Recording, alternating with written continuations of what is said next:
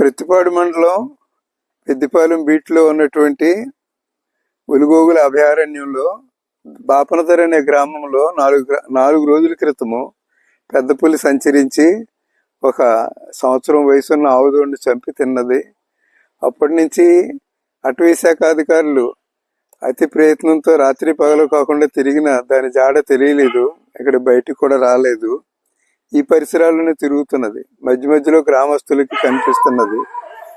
ఈ కారణం చేత ఇక్కడికి రావడము క్షేమం కాదు మనుషులకు కూడా అని చెప్పి ఈ ధారపల్లి జలపాతం దగ్గరికి వచ్చే పర్యాటకులందరికీ విన్నపం ఏంటంటే, తిరిగి అటవీ శాఖ అధికారులు అనుమతి ఇచ్చే వరకు ఎవరు కూడా ధారపల్లి అటవీ జలపాతం దగ్గరికి విహారయాత్రగా రావద్దని మరీ మీకు చెప్పడం జరిగింది.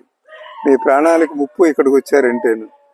అది పెద్ద పులి సంచరించి దాని జాడలు తెలిసిన తర్వాత అది ఎక్కడికైనా వెళ్ళిపోయిన తర్వాత మళ్ళీ తెలియజేస్తారు, పత్రిక ద్వారా కానీ లేకపోతే ఇతర మాధ్యమాల ద్వారా కానీ తెలిసినప్పటి వరకు ఎవరు ఇక్కడికి రావద్దని చెప్పారు. వాళ్ళు ఇక్కడికి వచ్చే గేట్ కూడా క్లోజ్ చేసేసారు. ఫారెస్ట్ అధికారులు, అటవీ అధికారులు వచ్చి దగ్గరికి వచ్చే గేట్ కూడా క్లోజ్ చేశారు, లోపలికి ఎవరిని కూడా అనుమతించరు. అందరూ గమనించవలసిందిగా ప్రార్థన. నా పేరు రాజవిద్యానంద సరస్వతి. ఇక్కడే ఆశ్రమంలోనే 16 సంవత్సరాల నుంచి ఉంటున్నాము. ఇది వరకు 2-3 సంవత్సరం క్రితము పెద్ద పులి వచ్చింది, కానీ అప్పుడు ఇక్కడ దిగువన ఒక 5-6 కిలోమీటర్లు దిగువన తిరిగింది, కానీ ఇక్కడికి రాలేదు. పెద్దిపాలెము, పాండవులపాలెము, కిత్మూరిపేట ఆ పరిసర ప్రాంతాల్లో తిరిగింది. మళ్ళీ ఇప్పుడైతే డైరెక్ట్ గా ఈ ఒలిగోగుల అభయారణ్యంలోకి వచ్చింది. బాపనదర,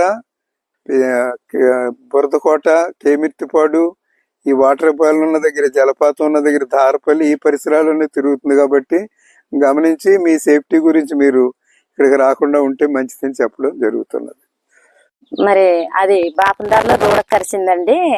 అది కరిసింది, మరి ఎలా వెళ్ళిపోయింది అన్నది కూడా మాకు భయంగా ఉంటుంది. మా దారిపల్లి అండి, నా పేరు లక్ష్మి అండి. దారిలోకి వచ్చే వాళ్ళకి కూడా ఫారెస్ట్ అధికారులు